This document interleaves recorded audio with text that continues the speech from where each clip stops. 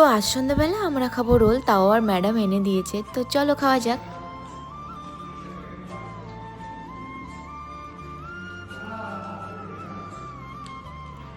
গরম।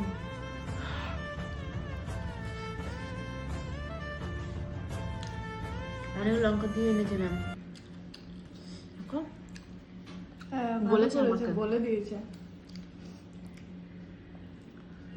ম্যাম জিজ্ঞেস করছিল লঙ্কা দেবে কিনা, তাহলে আমাকে বললো যে তোমাদের দুটো লঙ্কা দিয়ে এনেছি। বাহ, কত ভালো তো। রোলটা ভালো বানিয়েছে না? দারুণ।